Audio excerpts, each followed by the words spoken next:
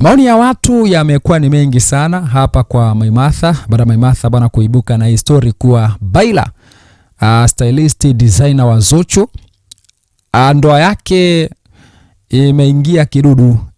Ndoa yake unaambiwa kuna mtafaruku mkubwa. Huyu ni rafiki wa Hamisa Mobeto. Kwa mujibu wa kila ambacho walikizungumza pale walipokuwa wana kwenye harusi ya huyo mrembo Baila, Hamisa na mamake alikuwepo pale. Hamisa akasema wamekuwa wote, na mama akawa anatoa pale story kama ya utani kuwa ilikuwa ni siku moja walikutana tu barabarani na Baila. Baila akamsimamisha mama Mobeto na kumwambia kuwa mama bwana, mimi nimekupenda sana, nataka uwe mama yangu. Kuanzia pale mama Mobeto bwana akamchukua Baila na kuishi naye nyumbani. Wameishi wote, wameteseka wote, walikuwa na kula wanachokipata, wasipokuwa nacho wanalala, mpaka Baila amefikia umri huo. Sasa sijui hiyo story ilikuwa ni ya kweli au ilikuwa ni utani. Baila walikuwa wanacheka kweli kweli pale.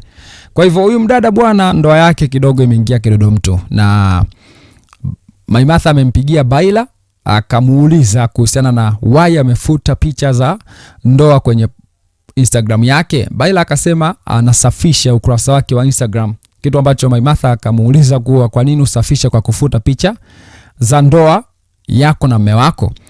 Lakini pia Maimartha anadai kuwa huyu mdada bwana posti zake za sasa zimeshakuwa ni za kulia, kuonesha kuumizwa, kuteseka moyo na vitu kama hivyo. Huku yule mwanaume aliyemuoa kwenye ukurasa wake wa Instagram ni vichambo tu. Lakini pia yule mwanaume anamposti mke wake wa kwanza. Baila aliolewa kumbe kama mke wa pili kwa mujibu wa Maimartha.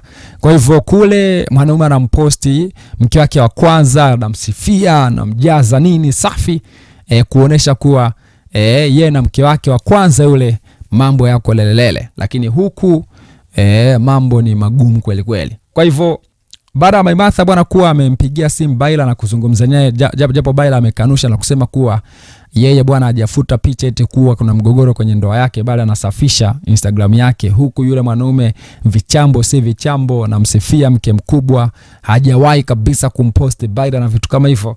Basi Maimartha akakonkludi kwamba ndoa bwana imeingia mchanga. Na hapa maoni ya watu kiukweli ni mengi. Kuna shabiki hapa anajiita Sada Makeup anasema, ila wanaume muda mwingine ni mtihani sana, tena usiombe kuingia kwenye ukiwenza, utajuta zaidi. Bora niishi bila mume kuliko hizi balaa za vivuruge. Tutafuteni pesa tu, tuwachague tunawataka, tuwaoe mpaka mwisho wa dunia ndio tutawaheshimu. Huyu akasema akili za kimaskini hizo. Huyu akasema Sada, ndio maana anasema kuanzia nipo binti sitakaa niingie kwenye ndoa ya mtu. Anasema Mungu akanisikia maombi yangu, nina wa kwangu, ila bado nikiongezewa mke mwenzangu. Anasema mimi ndio basi tena nitampisha bibie, hata kwamba nitampisha bibie, mimi nitakaa nje ya uringo hata kama nikiwa na miaka 50 siwezi. Huyu anasema sasa hapo kwenye kuchagua mwanaume hapo ndo balaa. Anasema utalia vibaya sana, uchaguliwe wewe. Anasema mwanaume akikupenda yeye ndo unakuwa na amani hata ya mapenzi. Sasa mpende wewe uoneshwe shege. Mariam Chozi akaja akamjibu Sada Makeup kwa kumwambia kwamba hawa wanaume wa matala dawa yao nao ni kuwanyima usingizi. Unafiki unawaisha. Anakutana na matukio ya mabwana zako mpaka anashika adabu. Anasema na unafiki unamuisha kabisa, hakuna kuroga wala kuangaika na jitu nafiki. Anasema mwenyewe anatuliza unafiki wake. So huyo ni Mariam Chozi. Ametia comment kwa huyo Sada. Baada ya Sada kusema kuwa yeye anatafuta pesa tu, kuhusiana na wanaume ataoa yeye. Mariam Chozi anasema wanaume hawa matala hawa dawa yao ni kuwanyima usingizi, unafiki unawaisha, anakutana na matukio ya mabwana zako mpaka anashika adabu yake. Uyakaja akasema kwamba unakosea Sada jamani, ndoa ni stara kipenzi. Anasema Mariam Chozi wewe anasema kwamba somo wewe kupigana unaweza, unataka tuvunjwe miguu na kiuno mwanetu, eti somo yangu chozi.